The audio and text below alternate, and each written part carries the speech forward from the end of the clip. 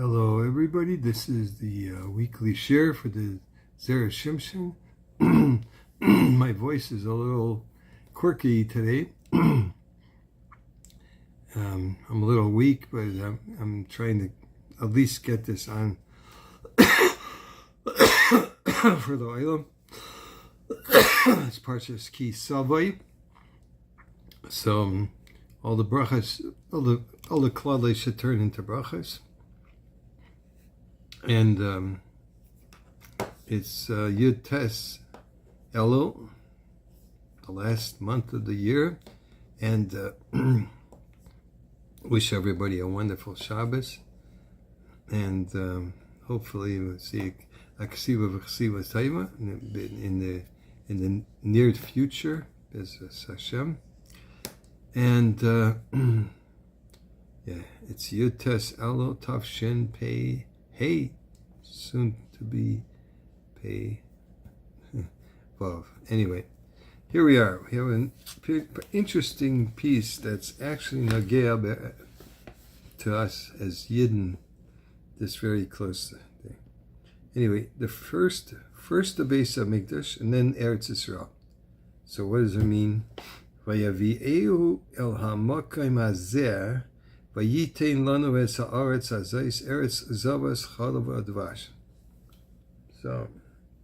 here's an interesting thing. If you read the order in the Chumash, it says, I'll bring you into this land, and I will bring you into this place, we'll call it. He brought you to this place, and he gave us this land, a land flowing with milk and honey. Okay, Rashi says, to this place refers to the Beis HaMikdash.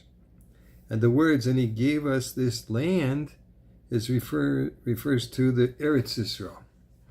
So exactly what was first?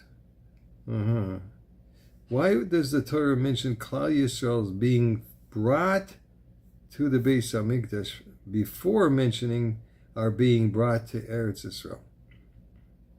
The Yidden had to cross the border to Eretz Yisrael and get to Jerusalem before they could build the Beis HaMikdash. So why reverse the order in the pasuk?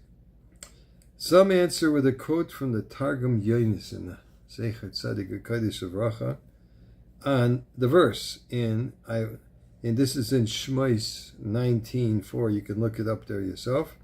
I will lift you up on the eagle's wings. Now, what does that mean?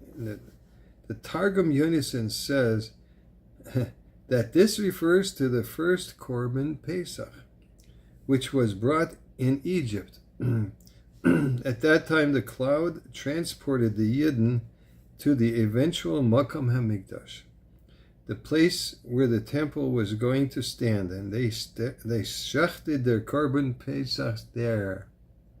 Ooh, that's something that a lot of people don't know because they don't learn the Targum Yonasan Ben Uziel. Now, the problem is, you figure this, how could they shech the Korban Pesach, if you know the rules in the Korban Pesach, how could they shech the Korban Pesach in Chutz La'aretz, number one, and not the place of the Beis HaMikdash, number two?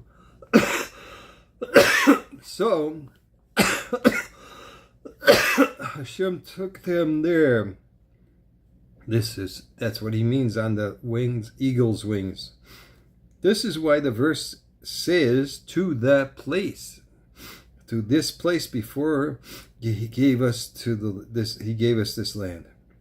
The Zohar in the old editions, which is 209b, and the Mekubalim, the Chesed Avram, which is in the Mayan 3 and the Har 3.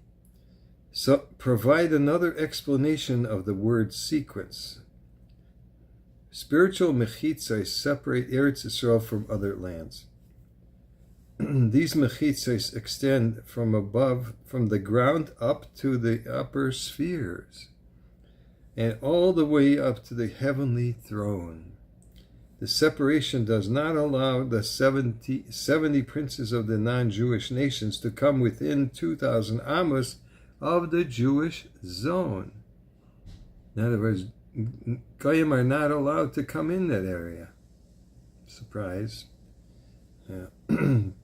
But the mechitzos disappeared when Hashem decided to destroy the Beis Hamikdash.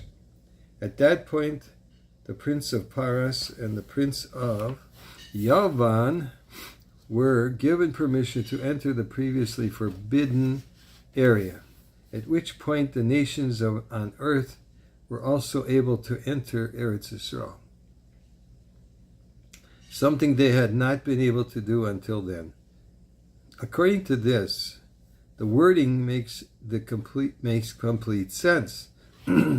Only after Hashem brought us to the Beis Hamikdash could the rest of Eretz Yisrael be closed off from the nations of the world.